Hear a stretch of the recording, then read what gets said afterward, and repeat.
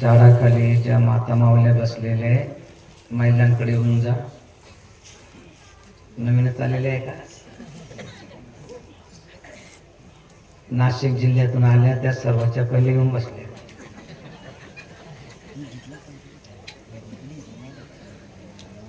माता माऊलींनी तिथं पुरुषामध्ये बसू नका, या इकडं. आपल्या समोर जागा ठेवू नका.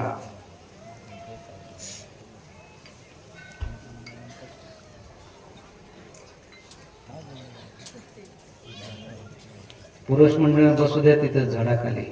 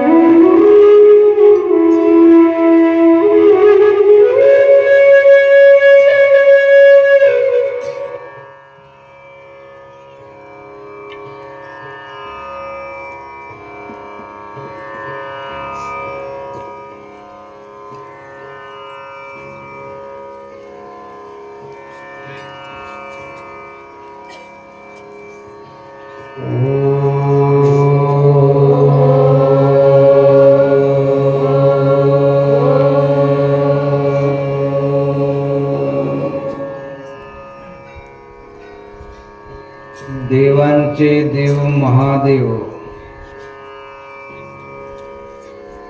त्या महादेवांची ही महाशिवरात्र. महाशिवरात्र म्हणजे जसं रामनवमी असते, जशी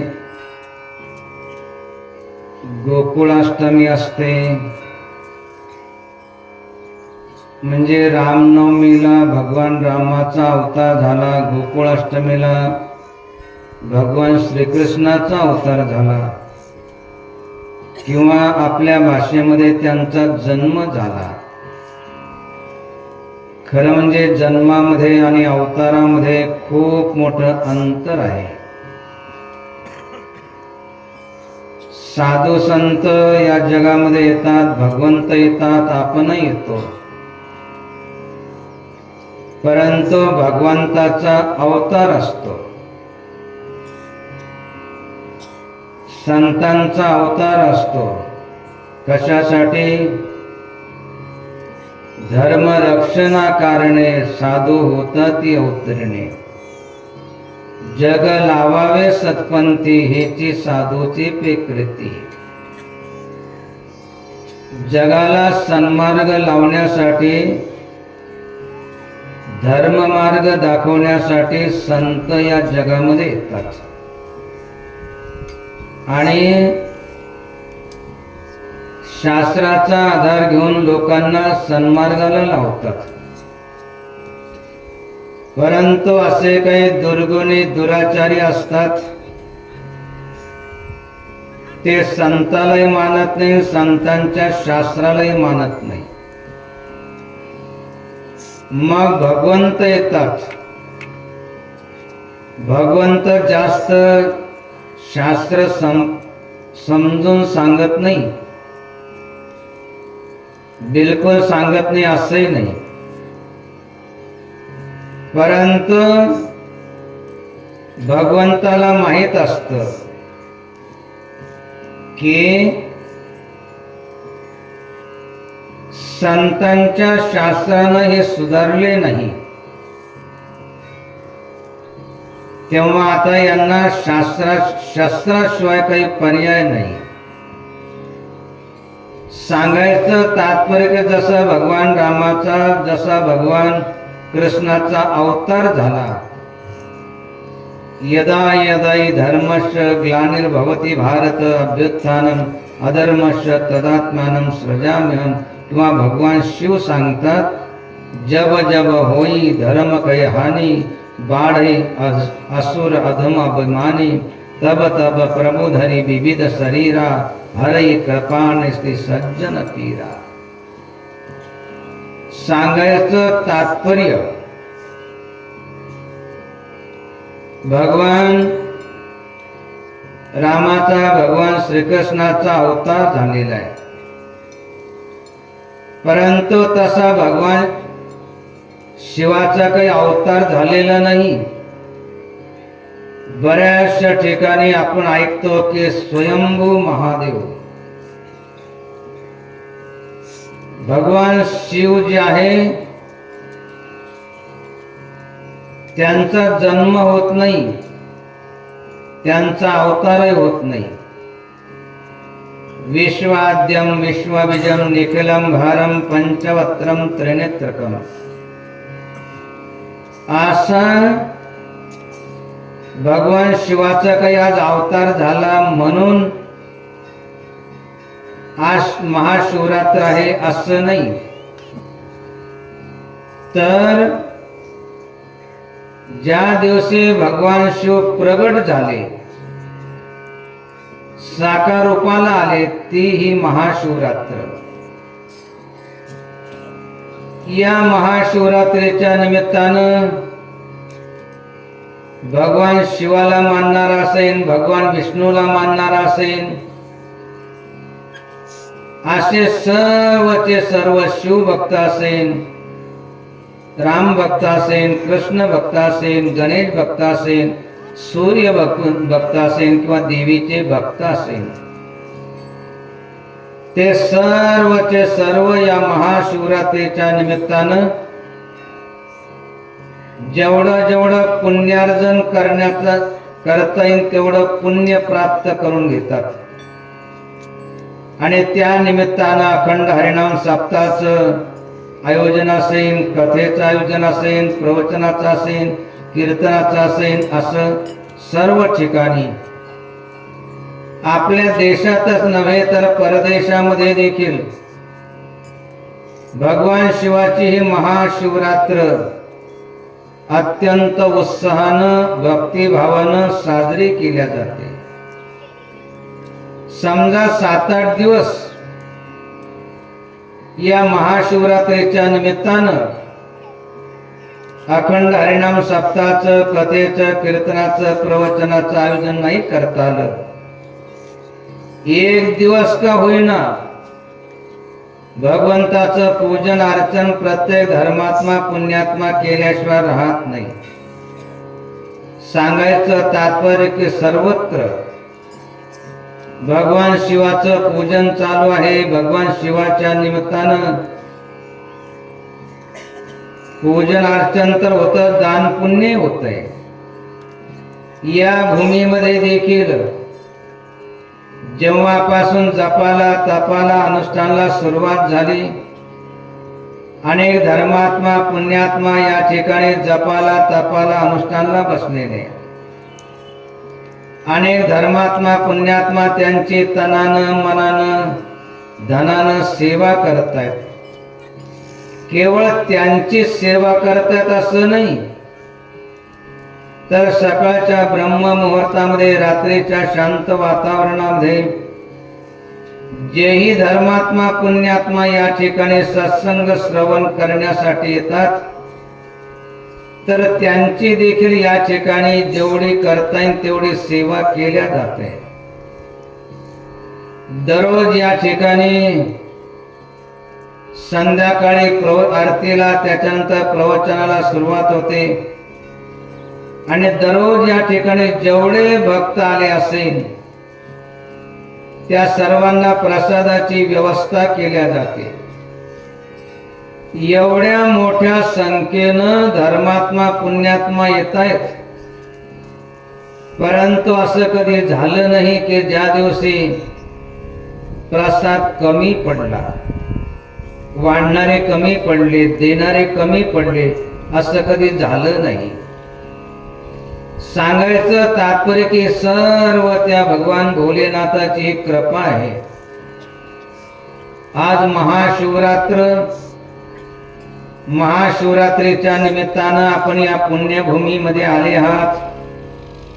या ठिकाणी जे जपाचे, तपाचे, अनुष्ठानाचे, दानाची, पुण्याची जी शक्ती आहे ती आपण आत्मसात करायची आहे, जेणेकरून एक जन्म नव्हे तर कित्येक जन्म त्या शक्तीचा आपल्या जीवनामध्ये आपल्याला खूप चांगला लाभ झाल्याशिवाय राहणार नाही.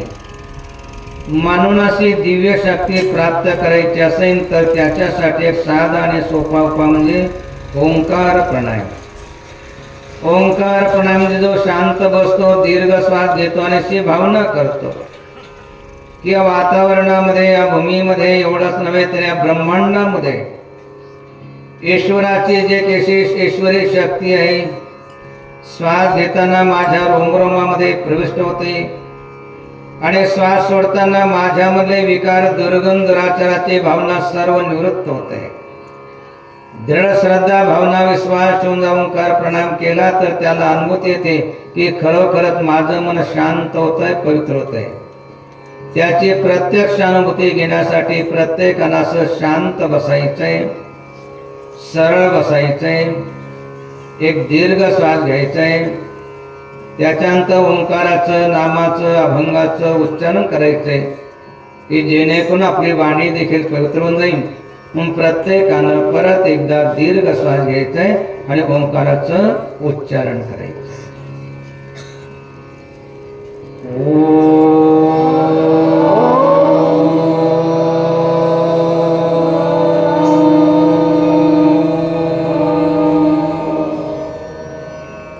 जयंती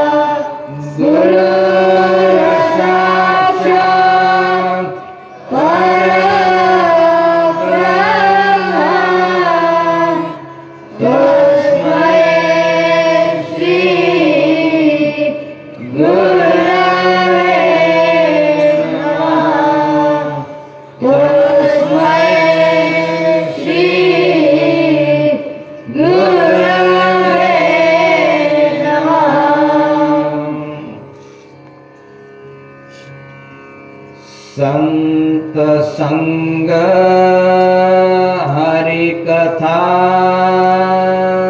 संत संग हरि कथा संत संग हरि कथा संत संग हरि कथा तुलसी दुर्लभ होय तुलसी दुर्लभ होय बिना पूर्व के शुभ कर्म से दिया कर्म के शुभ कर्म से नहीं प्राप्त हो नहीं प्राप्त होय संत संग हरि कथा संत संग हरि कथा संत संग हरि कथा संत संग हरि कथा बिरला पावे कोय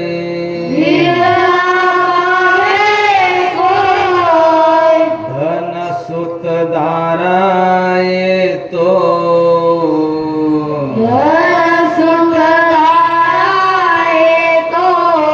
पापी को भी हो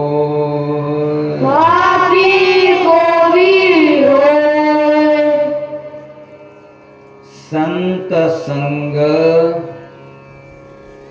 हरि कथा तुलसी दुर्लभ होय बिना पूर्व के शुभ कर्म से नहीं प्राप्त होय संत संग हरि कथा बिरला पावे कोय धन सूत दारा ये तो पापी को भी होय सत्संग प्रवचन सुरू होण्याच्या पूर्वी म्हणजे अभंगाचं उच्चारण करण्याच्या पूर्वी महान संत तुलसीदास महाराजांनी जो विचार सांगितला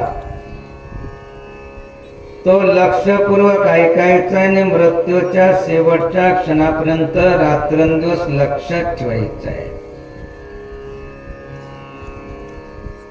तुलसीदास महाराजांची ही वाणी किंवा हा विचार समजून घेण्याच्या पूर्वी तुलसीदास महाराजांचं थोडक्यामध्ये जीवन चरित्र समजून घेण्याचा प्रयास करायचा आहे. आपल्या महाराष्ट्रामध्ये अनेक संत होऊन गेले, आता आहे आणि पुढेही होत राहतील. महाराष्ट्र ही संतांची भूमी आहे. अनेक संत या भूमीमध्ये होऊन गेले, आता आहे आणि पुढे होत राहतील असं आपल्याला सांगितलं. आपल्या महाराष्ट्रामध्ये अनेक संत होऊन गेले, त्याच्यामुळे आपल्या राज्याला महाराष्ट्र असं संबोधल्या गेलं. जसे आपल्या महाराष्ट्रामध्ये संत होऊन गेले तेवढे संत इतर राज्यामध्ये नाही झाले, तरी परंतु काही इतर राज्यामध्ये देखील महान संत होऊन गेले. त्या महान संतांपैकी एक संत तुलसीदास महाराज. तुलसीदास महाराज 4-5 वर्षाची अवस्था असताना त्यांचे आई आणि वडील दोघेही वारले. सांभाळणार असं कोणी राहिलं नाही. परंतु जसं इतर मुलं आपल्याला अनाथ मानतात, दुःखी होतात, तसे ते दुःखी झाले नाही, रडले नाही. कारण त्यांना माहित होतं की जन्म देणारे आई वडील कधी ना कधी आपल्याला सोडून जातील. मृत्यूच्या शेवटच्या क्षणापर्यंत जन्म देणारे आई वडील आपल्या सोबत राहणार नाही, परंतु या जगाचे जे माता पिता आहे ते मात्र आपल्याला कधी सोडून जात नाही, ते आपलं संगोपन करतील. म्हणून भूक लागली की म्हणायची आई मला भूक लागली. जन्म देणारी आई तर या जगामध्ये राहिली नव्हती, परंतु भूक लागली असं म्हटलं की माता पार्वती ब्राह्मणीच्या रूपानं यायची आणि त्या बालकाला जीव घालायची, असा त्या बालकाचा अधिकार, अशी त्याची श्रद्धा, अशी त्याची भावना. तुलसीदास महाराज तारुण्य अवस्थेला प्राप्त झाल्यानंतर रामाची लक्ष्मणाची भक्ती करायला लागले. शिव विष्णू दोघे एकाचे अवतार, वेदांनी निर्धार हाची केला. केली जैसी भक्ती शैव का वैष्णव, पाहता तो देव नाही दुजा. त्यांनी भेद नाही मानला, आपणही भेद मानू नका, दोन्ही एकच आहे. केली जैसी भक्ती शैव का वैष्णव, पाहता तो देव नाही दुजा. राम लक्ष्मणाची भक्ती करायची. एक दिवस काही कार्यक्रम होता म्हणून अनेक भक्त आले. कशासाठी? की संत तुलसीदास महाराजांची वाणी ऐकण्यासाठी. आणि तनानं मनानं धनानं जेवढी सेवा करता येईल तेवढी सेवा करण्यासाठी. अनेक भक्त आले. प्रवचन आटोपलं, प्रसाद घेतला आणि आपापल्या घरी रात्री चालले गेले.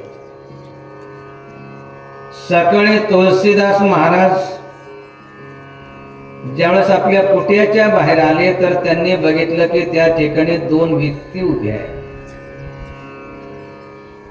त्या दोन व्यक्तीला विचारलं की आपण कोण आहात, केव्हा आले? त्या सकाळच्या ब्रह्म मुहूर्ताचा प्रभाव म्हणा, संताच्या त्या वाणीचा प्रभाव म्हणा, किंवा त्या प्रसादाचा प्रभाव म्हणा, त्यांनी अगदी खरं खरं सांगितलं. म्हटले महाराज आम्ही दोघ जण जे ना चोर आहोत. कालच आलो होतो. म्हटले बाकी चालले गेले, तुम्ही का बरं थांबले? म्हटले आम्हाला असं वाटलं की लोकांनी खूप दान दक्षिणा दिली असेल तर मग ती रात्री चोरून घेऊन चालल्या जाऊ, याच्यासाठी आम्ही थांबलो होतो. म्हटले मग चोरी केली? म्हटले पुष्कळ प्रयत्न केला पण चोरी करणं काही जमलंच नाही. म्हटले मग असं करा, तुम्हाला जेवढं पाहिजे जे पाहिजे ते घेऊन जा. म्हटले महाराज आता घेण्याची तर काय, परंतु आता आयुष्यामध्ये कधी चोरी करण्याची देखील इच्छा राहिली नाही. म्हणले कमाल आहे, चोर आहे म्हणतात. रात्रभर जागले, चोरी करण्यासाठी प्रयास केला, चोरी करणं जमलं नाही. आणि आता म्हणतो की तुम्हाला जेवढं पाहिजे तेवढं घेऊन जा, तर म्हणतात की आम्हाला काही घेण्याची इच्छा राहिली नाही, चोरी करण्याची देखील इच्छा नाही राहिली. मग थांबले कशासाठी? म्हटले महाराज थांबलो याच्यासाठी, आपले जे दोन नौकर आहे ना खूप सुंदर आहे, त्यांना जरा जवळून पाहण्याची आम्हाला इच्छा आहे, त्याच्यासाठी थांबलो. तुलसीदास महाराज म्हटले माझे नौकर, मला कुठून नौकर आले? नौकराचं मला काय काम आहे? म्हटले नाही महाराज, आम्ही पुष्कळ ठिकाणी चोऱ्या केल्या पण असे नौकर आम्हाला कुठेच पाहायला भेटले नाही. अत्यंत श्रद्धावान, हे समोर यायचे, कुट्याचे प्रणाम करायचे आणि कुट्याला प्रदक्षिणा करायचे, परत प्रणाम करायचे. असा रात्रभर त्यांचा क्रम चालू होता. आम्ही एक एक घंट्याने येऊन बघितलं की आता झोपतील तेव्हा झोपतील, पण ते झोपलेच नाही आणि त्याच्यामुळे चोरी करणंही जमलं नाही. तुलसीदास महाराज म्हटले, माझे नौकर मला कुठून नौकर आले, नौकराचं मला काय काम आहे. म्हटले, नाही महाराज, आपले 2 नौकर आहे. तुलसीदास महाराज म्हटले की त्यांचं काही वर्णन सांगता येईल का. म्हटले, हो. एक श्यामवर्णी होते आणि एक गौरवर्णी होते आणि दोघांच्याही हातामध्ये धनुष्यबाण होते. तुलसीदास महाराजांनी जाणलं हे तर राम लक्ष्मण होते. राम लक्ष्मणाला माझ्या कुट्याचं रक्षण करावं लागावं, ही कुटिया काय कामाची. त्यांनी त्या कुटियाचा त्याग केला आणि एका झाडाखाली भगवंताचं चिंतन स्मरण करत बसले. सांगायचं तात्पर्य, बाल अवस्थेमध्ये ज्यांचं माता पार्वतीनं संगोपन केलं होतं, तारुण्य अवस्थेमध्ये ज्यांच्या कुटियाचं रक्षण भगवान रामानं लक्ष्मणानं केलं, असे महान साक्षात्कारी संत तुलसीदास महाराजांनी 2 विचार सांगितले. संत संग हरि कथा तुलसी दुर्लभ होय, बिना पूर्वके शुभ कर्म से नहीं प्राप्त होय. सर्व मिळेल, परंतु या 2 गोष्टी अत्यंत दुर्लभ आहे. कोणत्या. एक संताची संगत आणि दुसरं संताच्या मुखानं भगवंताची कथा ऐकायला मिळणं. संत संग हरिकथा तुलसी दुर्लभ होय, बिना पूर्वके शुभ कर्म से नहीं प्राप्त होय. पूर्वजन्माचं प्रारब्ध संचित असल्याशिवाय संताची संगतही मिळणार नाही, त्यांच्या मुखानं कथा श्रवण करण्याचं सद्भाग्य प्राप्त होणार नाही. बाकी मिळेल. काय मिळेल. संत संग हरि कथा बिरला पावे कोय, धन सूत दारा येतो पापी को भी होय. पुण्यवानाला मिळतं संताची संगत, भगवंताची कथा ऐकण्याचा योग. पापी जर असेल, बाकी सर्व मिळेल. धन सूत दारा येतो पापी को भी होय. धन मिळेल, पत्नी मिळेल, मुलं मिळेल, सर्व मिळेल पाप्याला, परंतु संताची संगत आणि भगवंताची कथा श्रवण करण्याचा योग प्राप्त होणार नाही. ज्या कथेनं, ज्या संताच्या संगतीनं संताविना प्राप्ती नाही ऐसी वेद देते बाई.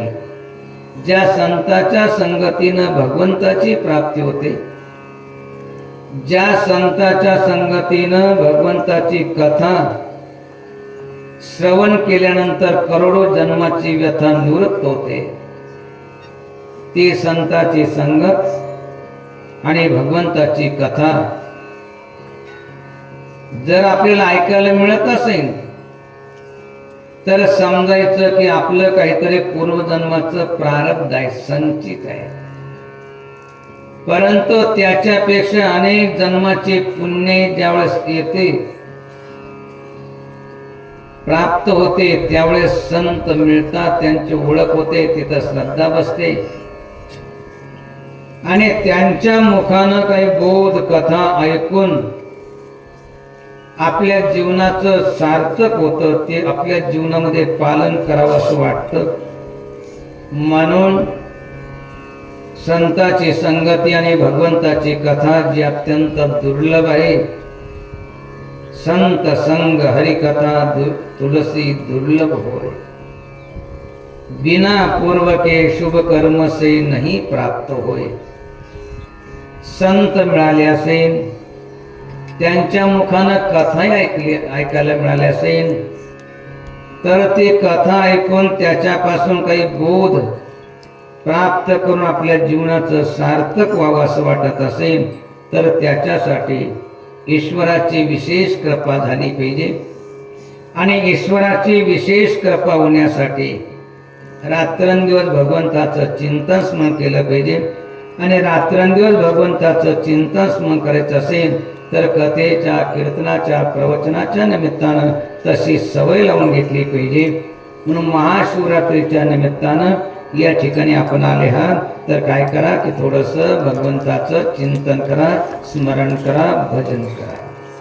नमः शिवाय, नमः शिवाय, नमः शिवाय, नमः शिवाय, नमः शिवाय, नमः शिवाय.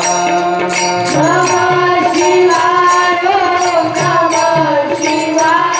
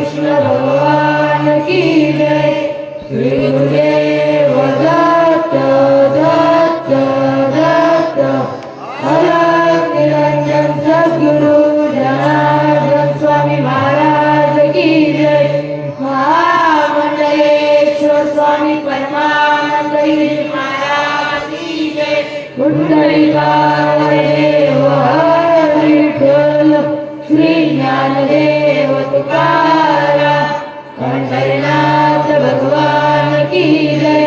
पवन पुत्र हनुमान की जय.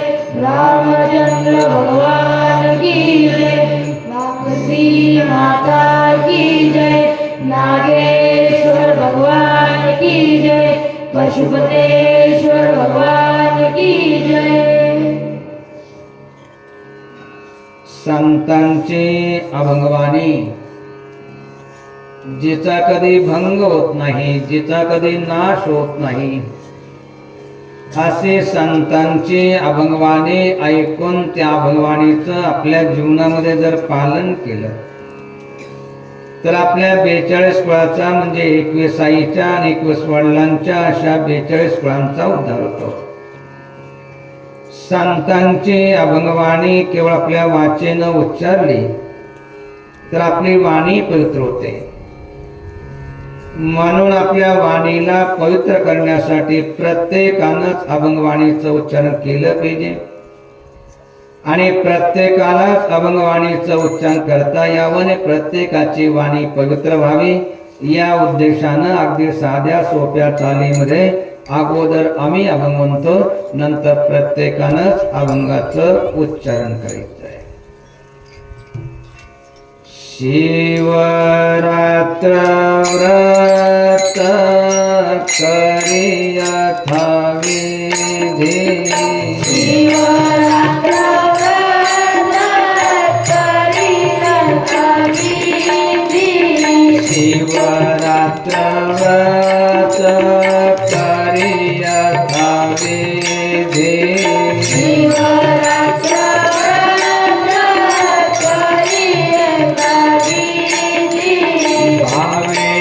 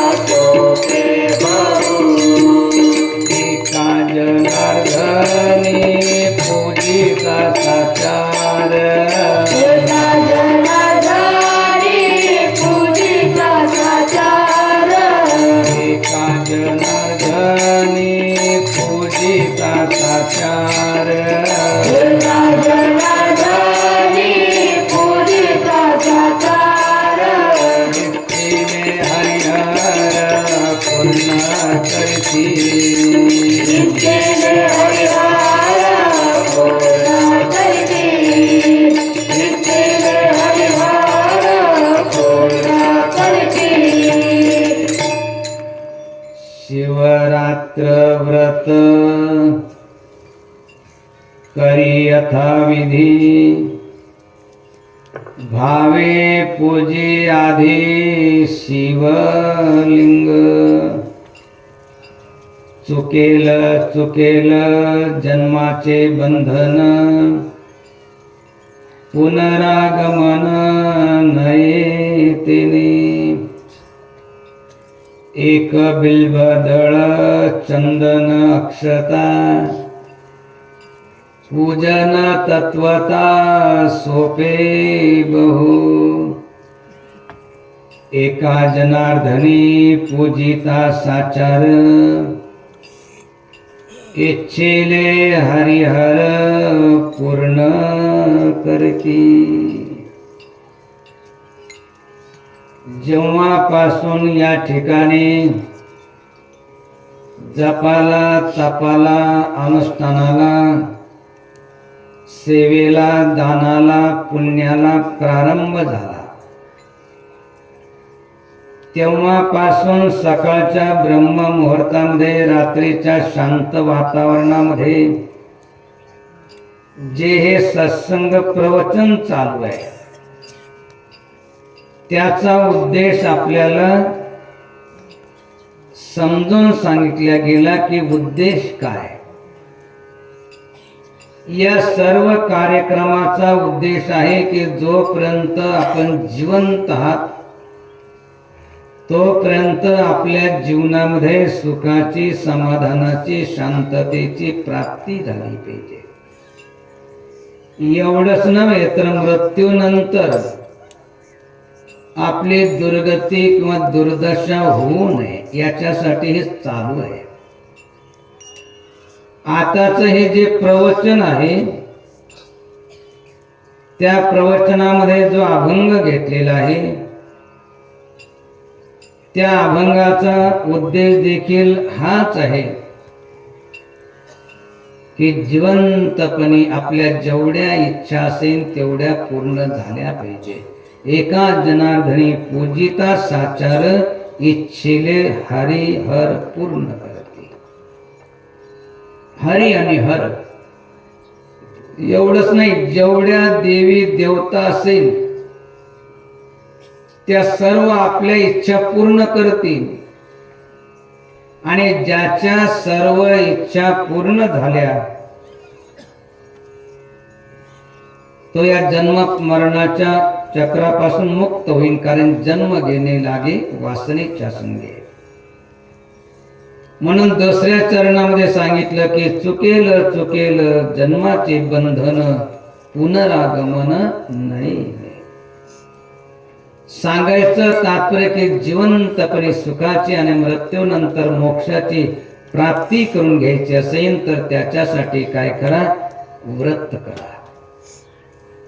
अनेक प्रकारचे व्रत आहे.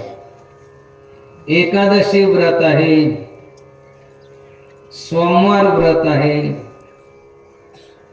प्रदोष व्रत आहे, शिवरात्र व्रत आहे,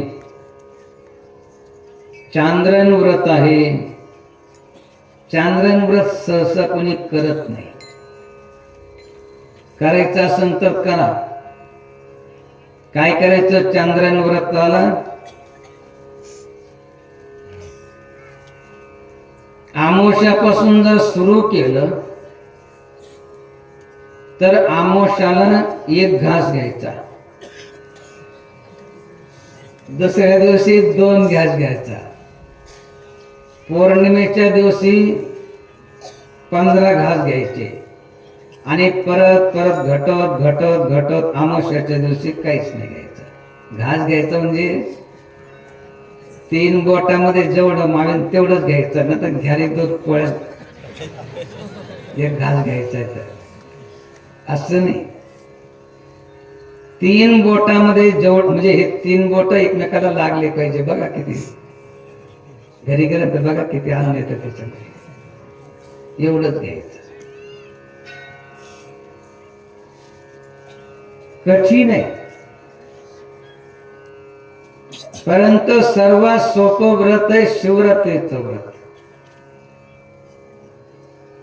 पूजनही सोपं आहे.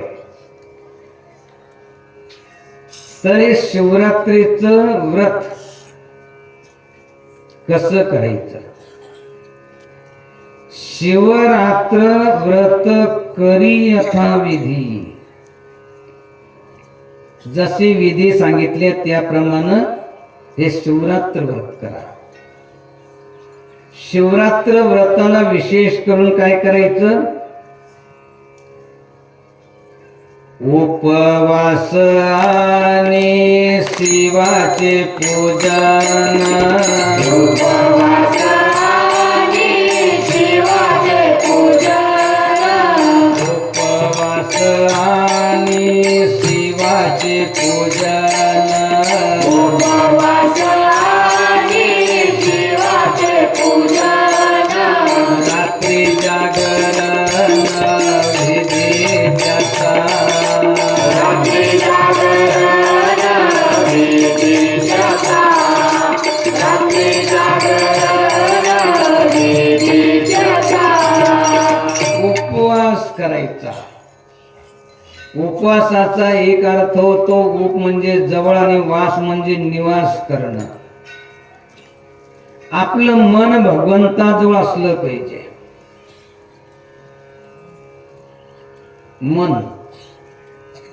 मन प्रधान है कर्म हित भला बुरा जो होय फल सुख उस कर्म का भोगत है सब कोय. आपलं मन भगवंताजवळ पाहिजे. उपवासाने शिवाचे पूजन. उपवास करायचा, शिवाचं पूजन करायचं आणि रात्रीला जागरण करायचं. रात्रीचं जागरण म्हणजे शिवरात्रीचा दिवस आणि शिवरात्रीची रात्र भगवंताचं पूजन, भगवंताच्या नामाचा जप झाला पाहिजे. उपवासाने शिवाचे पूजन, रात्री जागरण विधी त्याचा. सर्वात सोपं कोणतं पूजन असेल तर ते भगवान शिवाचं, भोलेनाथाचं पूजन खूप सोपं आहे. काही जास्त लागत नाही. काय लागतं? एक पसा पाणी, एक बिल्बदळ. एक पसा पाणी, एक बिल्बदळ. एक पसा पाणी, एक बिल्बदळ. एक पसा पाणी, एक बिल्बदळ. पूजन केवळ सोपे बहु. पूजन केवळ सोपे बहु. पूजन केवळ सोपे बहु. एक तांब्याभर पाणी, 2-3 तांदळाचे दाणे, जास्त नसले तर चालतात, आणि एक बिल्बदळ. बरेचसे काही टोपलत भरून आणतात. बरं झालं झाड तोडून नाही आणत.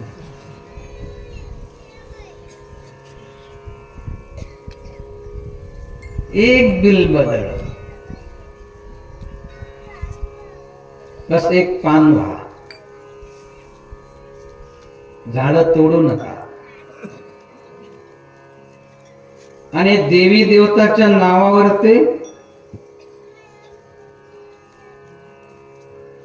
बरेचसे लोक पाप कर्म करतात. म्हणून गाडगे बाबा म्हणायचे की ऐसा कैसा तुमचा देव घेतो बोकडाचे जीव. देव नाही घेत. देवाचे काय म्हणतात तर भगत. भोके भगत काय ते करतात. तर देवाला जातात मुंडक सारा आपणच खाऊ नका.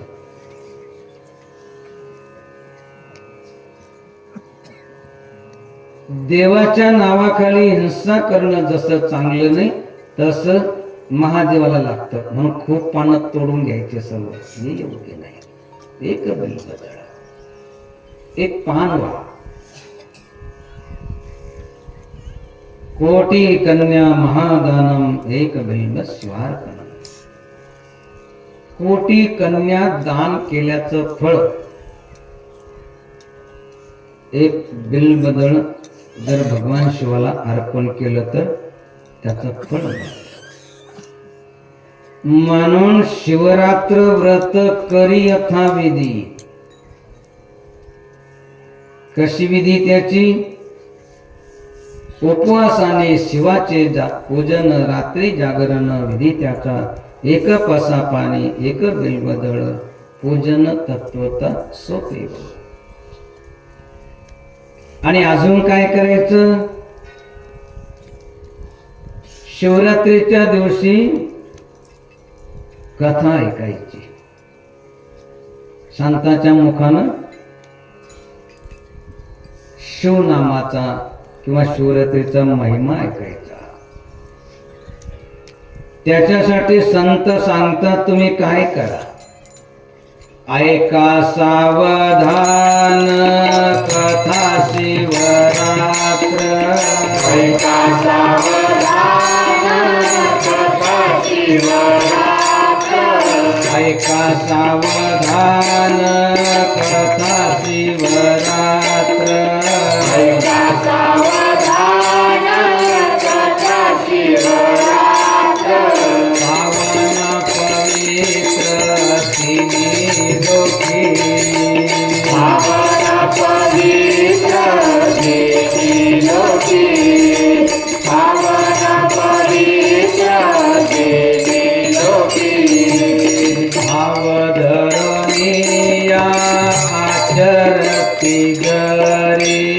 भावधरणीया आचरती गरी. भावधरणीया आचरती गरी. भावधरणीया आचरती गरी. वास शिवपुरी घरे त्याची. वास शिवपुरी घरे त्याची. वास शिवपुरी घरे त्याची. ऐका सावधान कथा शिवरात्र. पावन पवित्र तिन्ही लोकी. भाव धरुनिया आचरती जरी. वास शिवपुरी घडे त्यासी. थोडस कमी आवाजात बोला, कारण त्याला नाही ऐकायला लागतो असं करतो. त्याचं नाविलाज आहे. तिथं आवाज जास्त आला की तो माईककडे फिरतो, स्पीकरकडे कान करतो. तर चुकीचं म्हणलं ते चांगलं नाही, बरोबर म्हणावं ऐकायला येत नाही. तसा आमचा घसा जसला घातला फडफड करायला लागला. तर आता जास्त नाही राहिलं, थोडं राहिलं आता. तर काय करा? ऐका सावधान कथा शिवरात्र. पावन पवित्र तिन्ही लोकी. भाव धरोनिया आचरती जरी. वास शिवपुरी घडे त्यासी. तर आज काय करायचंय? शिवरात्र व्रत करायचंय. शिवरात्र व्रत करी यथाविधी. शिवरात्र व्रत करी यथाविधी. शिवरात्र व्रत करी यथाविधी. शिवरात्र व्रत करी यथाविधी. भावे पूजियाने शिवलिंग. भावे पूजियाने शिवलिंग. भावे पूजियाने शिवलिंग. शिवरात्र व्रत करायचं म्हणजे काय करायचं? ऐका सावधान कथा शिवरात्र. शिवरात्रीची कथा ऐकायची, उपवास करायचा, पूजन करायचं, पूजनासाठी एक पसा पाणी, एक बिल्बदळ, चंदन अक्षता, पूजन तत्वता सोपे हो, अत्यंत सोपे. भगवान शिवाला काही जास्त लागत नाही. आणि जे लागतं ते तुम्ही देऊ शकणार नाही. त्याचा काय करणार नाही ना. नाग लागतो तर देणार नाही कधी.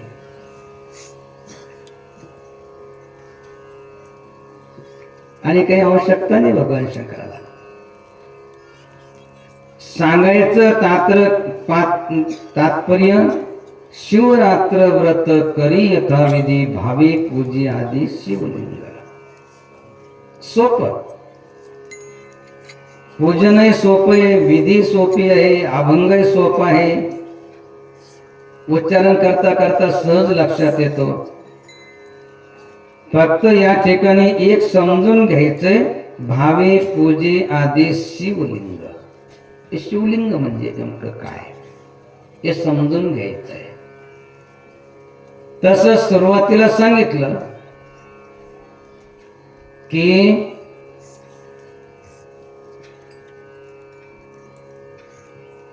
आज काही भगवान शिवाचा जन्म झाला नाहीये. ते अनादि आहे, अनंत आहे. म्हणून तर माता पार्वतीला सांगितलं, उमा कहे उमय अनुभव अपना, सत हरि भजन जगत सब सपना. कित्येक वेळेस सृष्टी उत्पन्न होती, चंद्र सूर्य उत्पन्न होतात, परत लय पावतात आणि परत म्हणजे अस्त पावतात, असे नाशच पावून जातात. हे ब्रह्मांड सर्व परत निर्माण होतं. भगवान शिव जसे ना तसेच आहे. त्यांचा जन्म नाहीये. म्हणून शिवलिंग म्हणजे जसं एक ओळखपत्र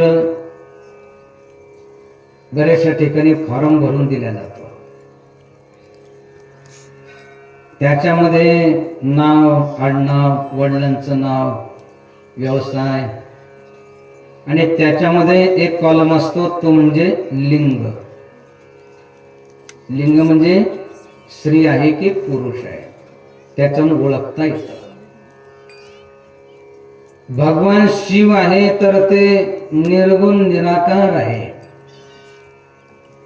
त्यांचं कसल्या प्रकारचं आकार नाही. किंवा बऱ्याचशा ठिकाणी म्हटलं तर ज्योतिर्लिंग, ज्योती समान. ज्योतीला जसा कसल्या प्रकारचा आकार नसतो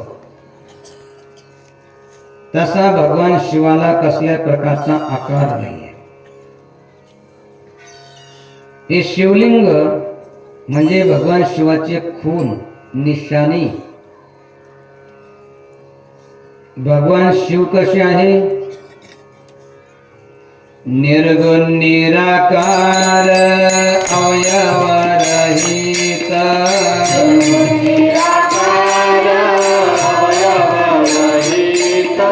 निर्गुण निराकार अवयवरहित.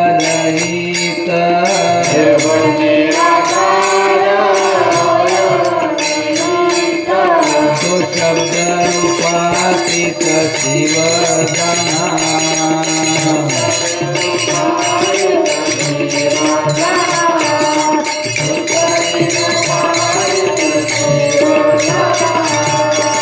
निर्गुण निराकार अवयवरहित.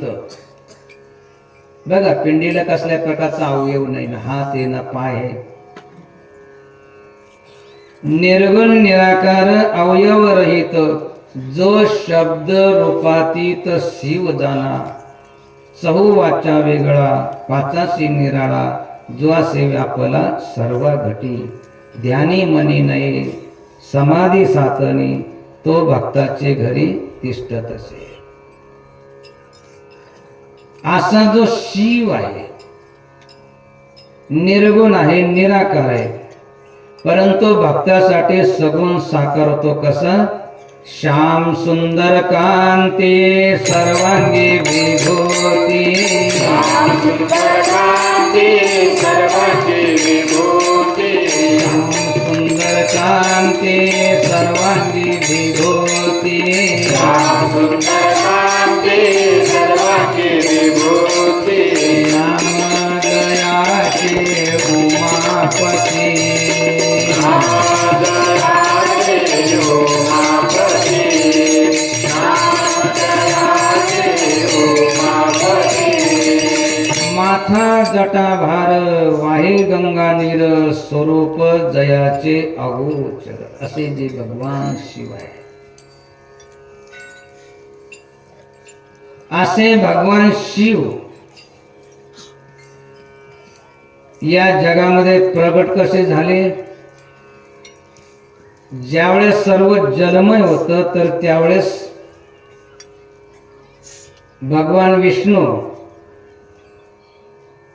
त्या पाण्यामध्ये, त्या सागरामध्ये समाधी स्थितीमध्ये लीन होते. त्यांच्या नाभी कमळातून, नाभीमधून एक कमळ निर्माण झालं आणि त्या कमळावर ते ब्रह्मदेव प्रगट झाले. त्यांनी इकडं तिकडं बघितलं, कोणीच नव्हतं, बस एकटेच. विचार करायला लागले की मी कोण आहे, कुठून आलो, माझे उत्पत्ती स्थान कोण आहे, असा प्रश्न निर्माण झाल्यानंतर त्या ठिकाणी भगवान विष्णू प्रगट झाले आणि मग दोघांमध्ये वाद संवाद व्हायला लागला. भगवान ब्रह्मदेव म्हटले की मी सृष्टीमध्ये या ठिकाणी प्रथम निर्माण झालो, मी मोठा आहे. भगवान विष्णू म्हटले नाही, माझ्या नाभीतून जे कमळ झालं त्याच्यापासून तुझी उत्पत्ती झाली, मी मोठा आहे. असा वाद दोघांमध्ये निर्माण झाला. भगवान विष्णू म्हटले की मी मोठा आहे, ब्रह्मदेव म्हटले की मी मोठा आहे. आता मोठं कोण आहे सांगायला तिसरं कोणीच नाहीये. प्रत्येक जण ज्याला त्याला मोठं समजतो, मीच मोठा आहे, तो नाही मीच मोठा आहे. मग असा त्यांचा वाद काही मिटेना. म्हणून त्यांच्या दोघांच्या मध्ये एक स्तंभ, जो आपण पिंड बघतोय, ज्योतिर्लिंगाशी पिंड, असे ज्योती स्वरूप त्यांच्यामध्ये निर्माण झालं. ते विचार करायला लागले, आपण भांडतोय मी मोठा मी मोठा, हे तिसरंच काय निर्माण झालं? हात नाही, पाय नाही, काहीच नाही, ज्योती स्वरूप, ज्योतिर्लिंग ज्याला म्हणतात, ते निर्माण झालं. विचार करायला लागले की हे आपण भांडतोय, आपण विचार करतोय की मी मोठा मोठा, आणि तिसरंच काय निर्माण झालं? बरे, निर्माण झालं तर कसं निर्माण झालं, याची उत्पत्ती कुठे, म्हणजे याचं मूळ कुठे, आणि हे वरते जे दिसतंय त्याचा अंत कुठे? एक जण खाली गेले, जाता जाता कित्येक युग झाले, परंतु खाली तळ मिळेना की कुठून निर्माण झाले. जे वरते गेले तर त्यांनाही सापडेना की वरते त्याचा कुठे आधी सापडेना ना अंत सापडेना.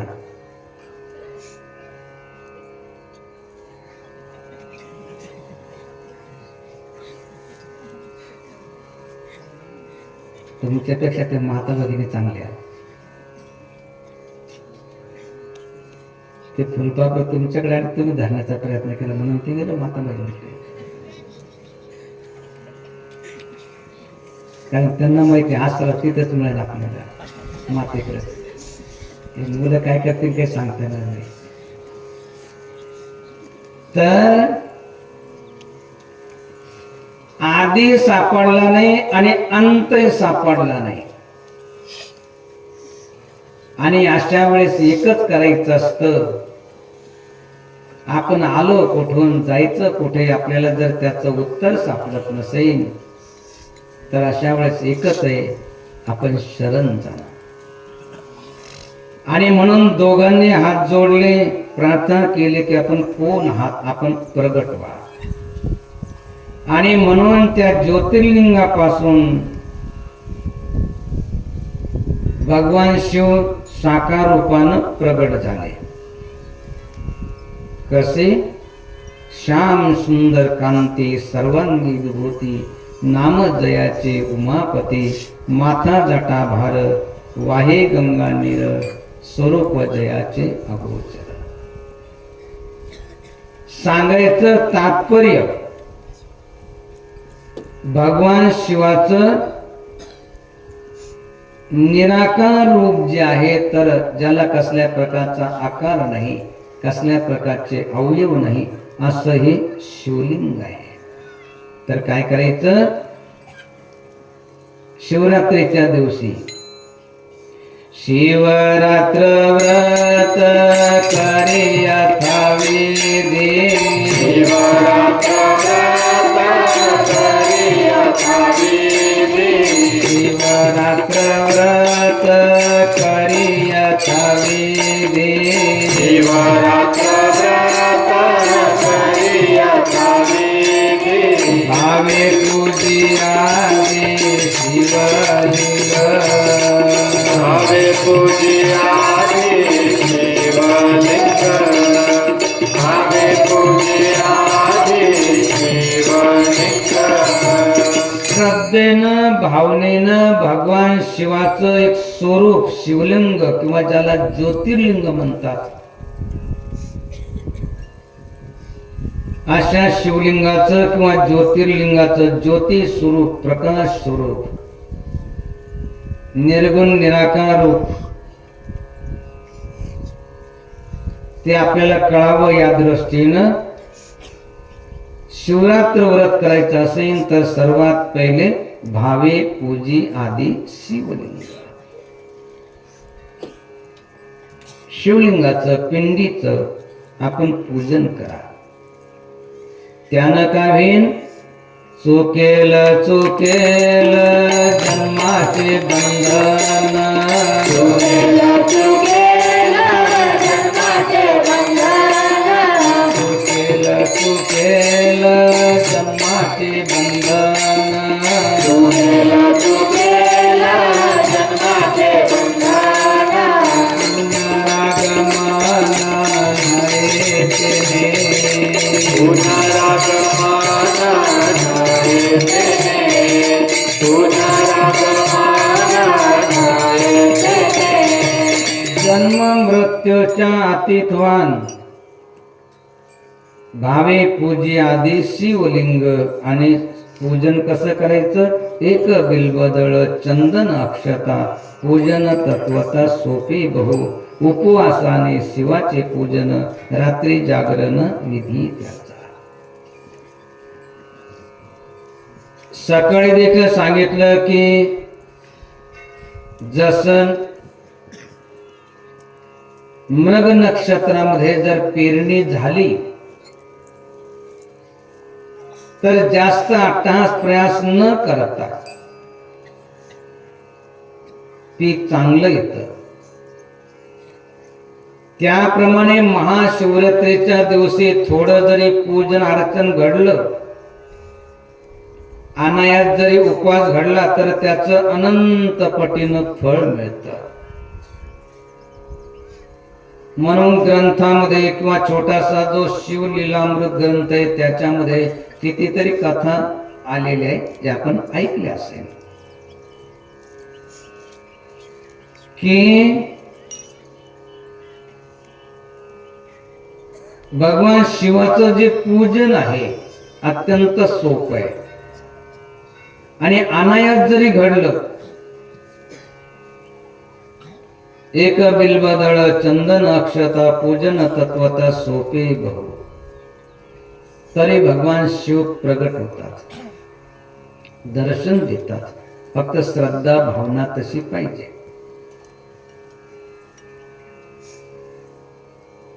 जशी कथा येते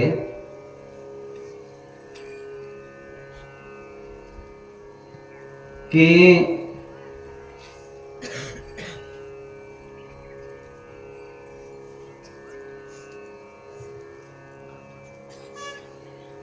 एक ब्राह्मण कन्या अत्यंत सुंदर होती, परंतु तारुण्य अवस्थेमध्ये तिला वैधव्य प्राप्त झालं.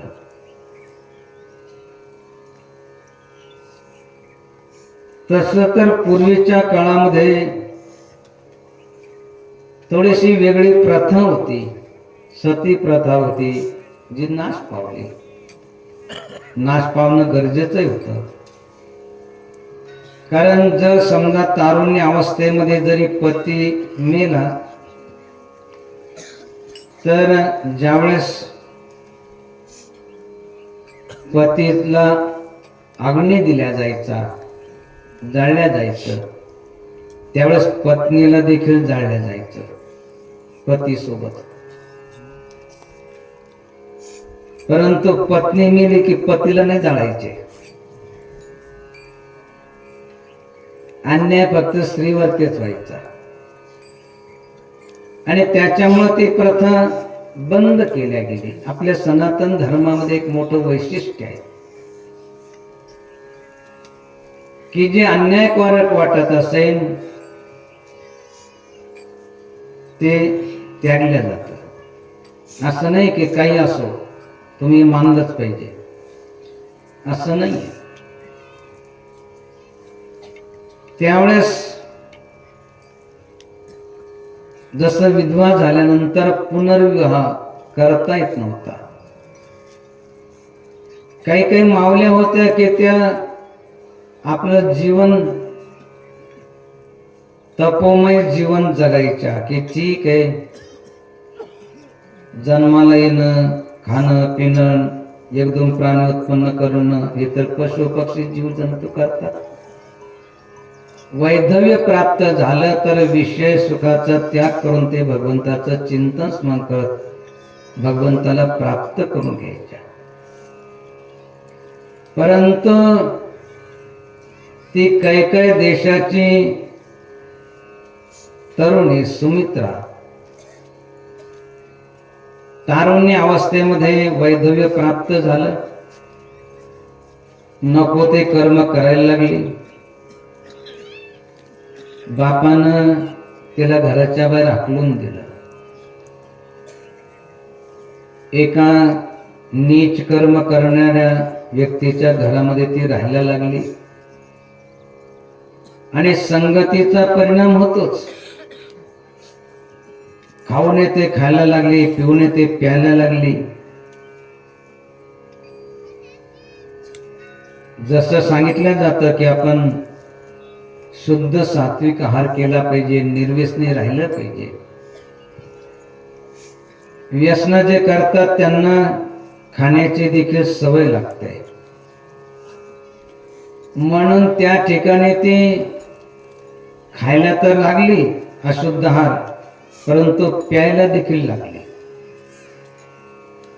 आणि एक दिवस एवढी पिली म्हणजे दूध पिली नाही ना, आलं लक्षात, हुशार झाले तसे.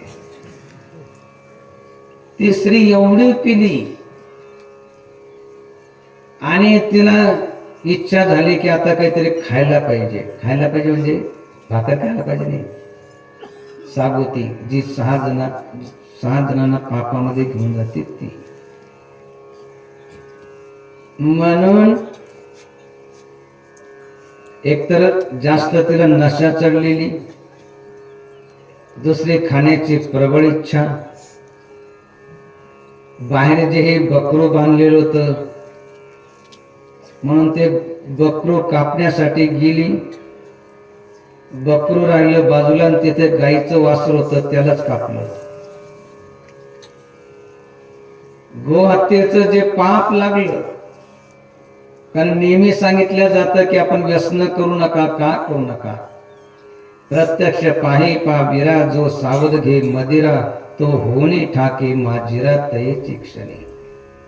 काय कळेना तिला.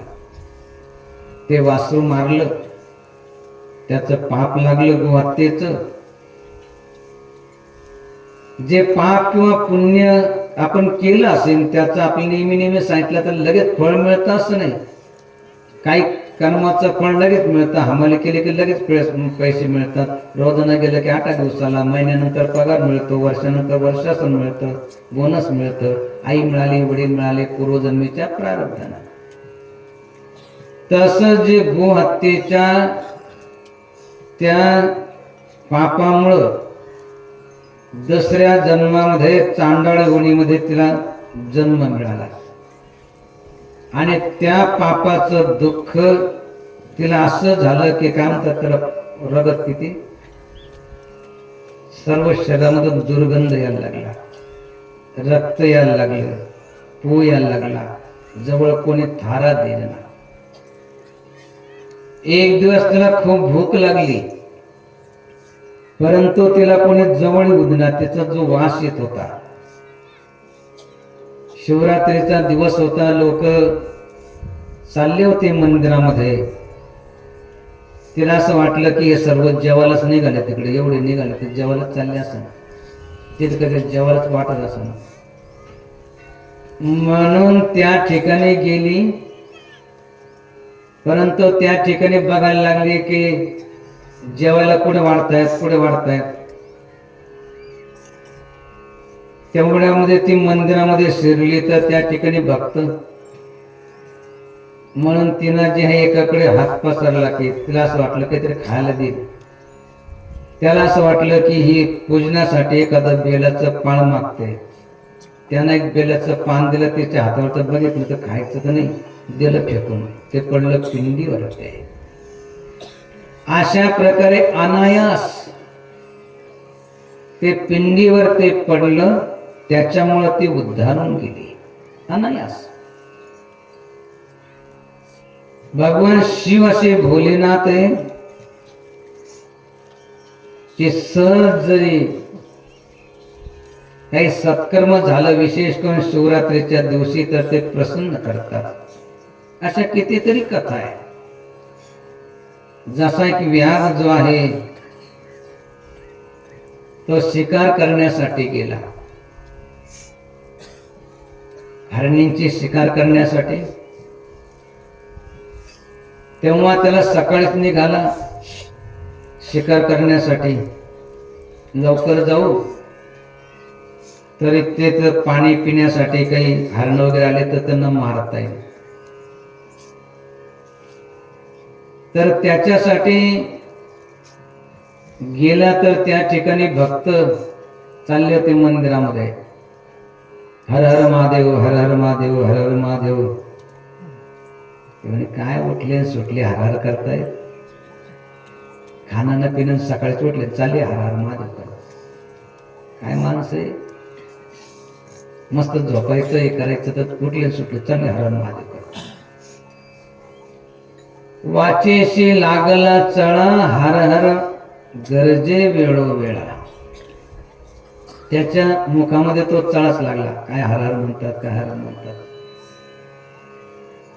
काहीतरी पुण्य म्हणावं त्याचं, कारण काहीच्या मुखामध्ये भगवंताचं नाव देखील येत नाही. एक म्हातारी होती, मराला आली, कधी देवाचं नाव नाही, काहीच नाही, काहीच नाही. जे नातं होते तिला, त्यांना असं वाटलं की म्हातारीचा उद्धार झाला पाहिजे. तिला जर म्हटलं आजी चालते का मंदिरात, ती म्हणायची नाही नाही.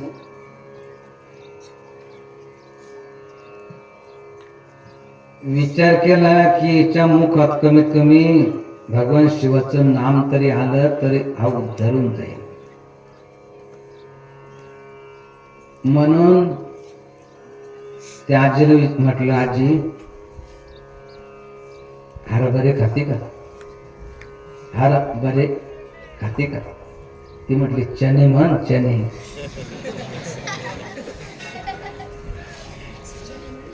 पण हरभरे नाही म्हटली,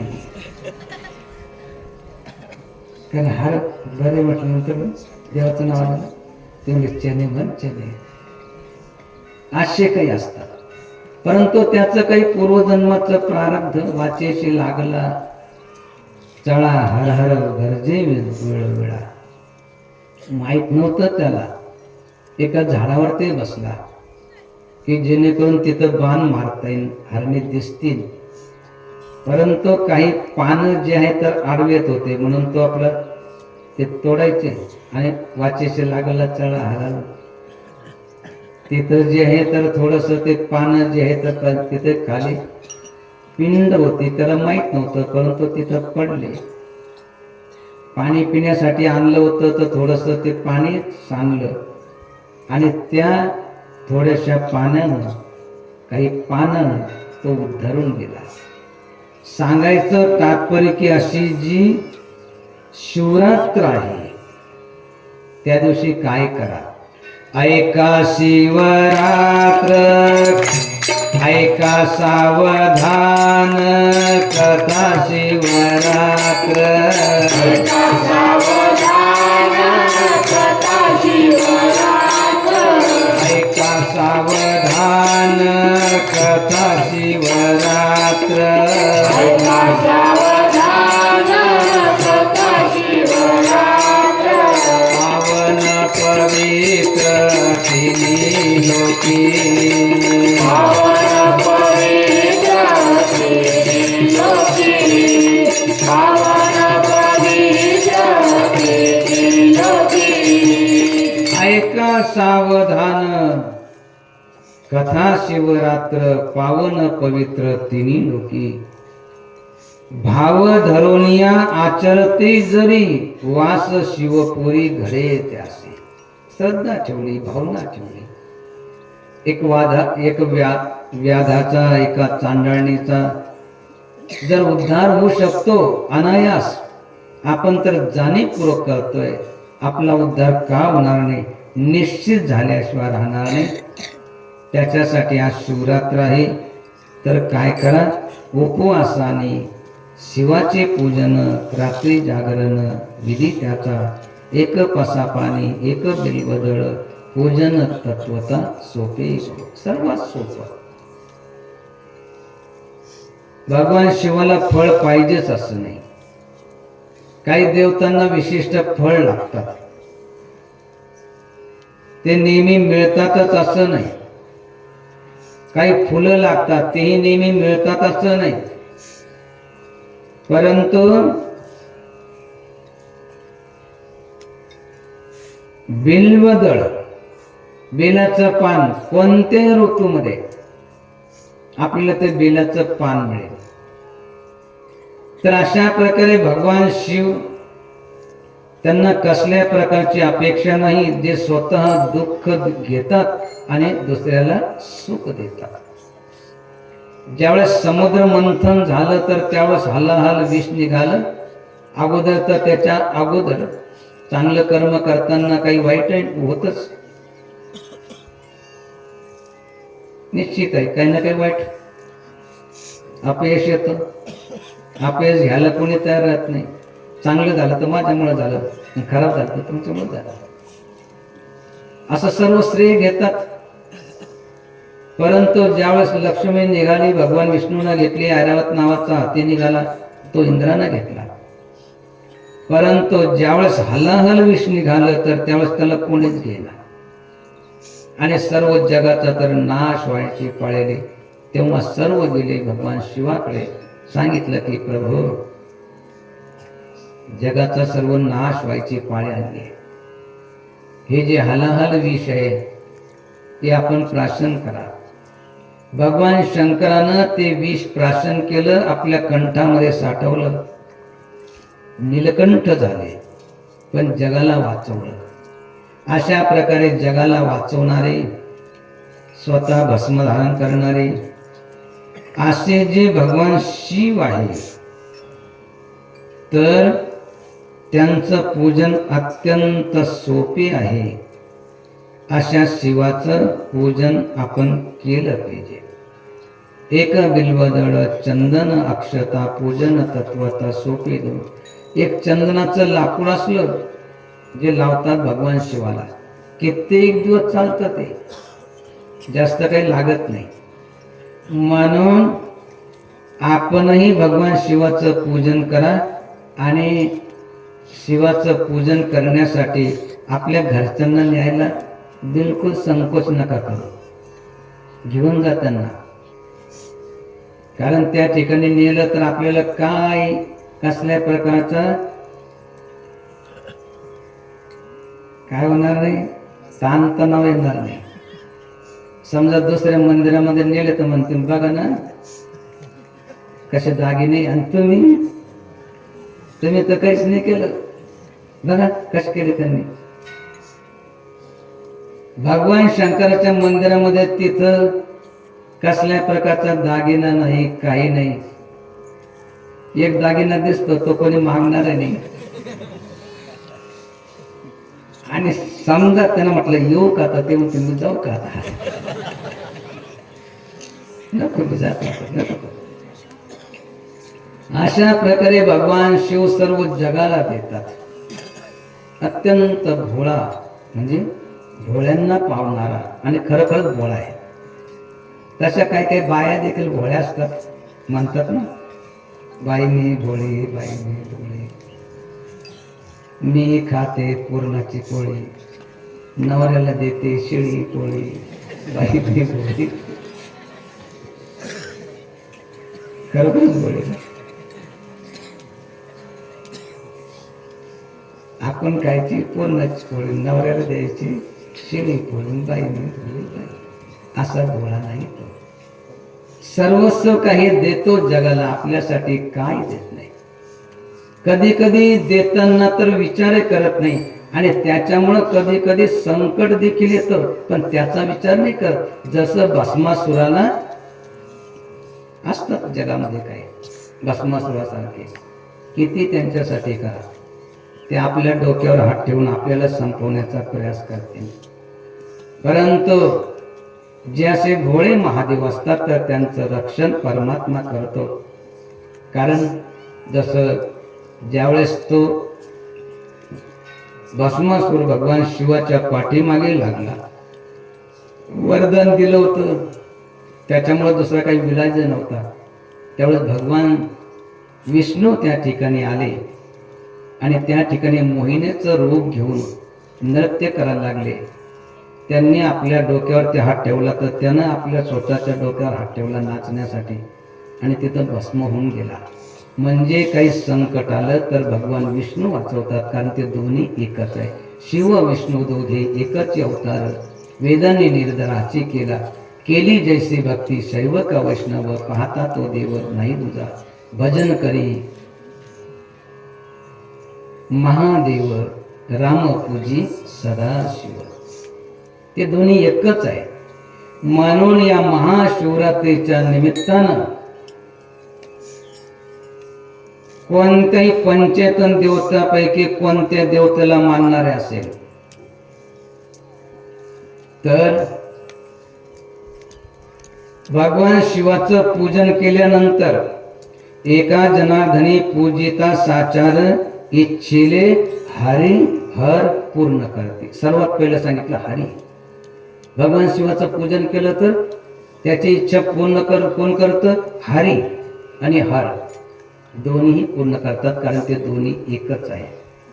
अशा प्रकारे भगवान शिवाचं पूजन प्रत्येक गावामध्ये प्रत्येक घरामध्ये आपण केलं पाहिजे.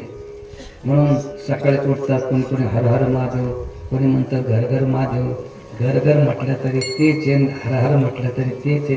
प्रत्येक घराघरामध्ये भगवान शिव जे आहे तर ते घरामध्ये म्हणजे या देहरूपी घरामध्ये ते भगवान शिव सत्यम शिवम सुंदरम त्यांचा निवास आहे. म्हणून या ठिकाणी जसं या गावामध्ये जसं मी लहान होतो तर त्यावेळेस त्या दिवशी डडंग डडंग डडंग वाजलं, त्या बैलगाडीवर गुळाची कढाई पूर्ण एवढीशी नाही, जशी शिजवली म्हणजे गुळ तयार झाला की सर्व माणसाने उचलायची आणि तिला वरती त्या कढाईवर ते ठेवायचं आणि सर्व गावामध्ये मिळवलं. समजा कोणी नाही आलं तिथे घ्यायला तर हो तिकडे त्यांच्या घरी जाऊन द्यायचे. अशा प्रकारे ती परंपरा ह्या गावची.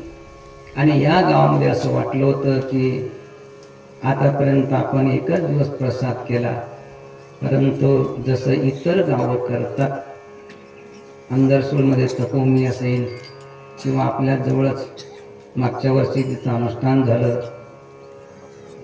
10 मेच्या दृष्टीनं अवतरण दिनाच्या निमित्तानं सोनाप्पावाडी असेल, तर यावर्षी आपण केलं तर काय हरकत आहे. परंतु सुरुवातीला असं वाटलं की कसं काय होईल, एवढे लोक येतात, संख्या जास्त असते आणि दररोज एक दिवसाचं ठीक आहे, परंतु दररोज करायचे आणि ते 4-5 पक्वानं बनवायचे, वाढायचे, हे सर्व करायचे आणि परत स्वच्छताही ठेवायची. परंतु असाध्य ते साध्य करीत असाय असं कारण अभ्यास तुका म्हणे. आणि अशा प्रकारे दररोज या ठिकाणी रात्री प्रसाद या ठिकाणी दिल्या गेला आणि अशा प्रकारे कुणालाही कधीही कमी पडलं नाही. तर अशा प्रकारे आपली श्रद्धा, आपली भावना, आपला विश्वास, त्याच्यामुळं एका जनार्दनी पूजिता साचार इच्छिले हरिहर पूर्ण करते. आणि हे सर्व करताना मरोपर मागू नये आपले तनके काज, आणून देई जे आपण हे दाना माझे उत्तम दान आणून द्यायचं. तर अशा प्रकारे आतापर्यंत या ठिकाणी भक्तांनी अगदी न मागता या ठिकाणी आणून दिलं आणि या ठिकाणी प्रसादाची व्यवस्था केली. आज या ठिकाणी आता रात्री तर आज महाशिवरात्र असल्यामुळं 7 वाजता रोज म्हणजे आरती सोडून 9 वाजता बरोबर मागं पुढे नाही झालं काही, हां बरोबर 9, 9:15 जास्तीत जास्त, त्याची काळजी आम्हाला, आम्ही समोर बघत राहतो. तर अशा प्रकारे 9, 9:15 वाजता बरोबर पंक्ती झाल्या. तर आता जे आहे तर काय करतात, अगोदर माता भगिनी, लहान लहान मुलं मुली असेल, कारण मावणार नाही, कारण रात्री ठीक आहे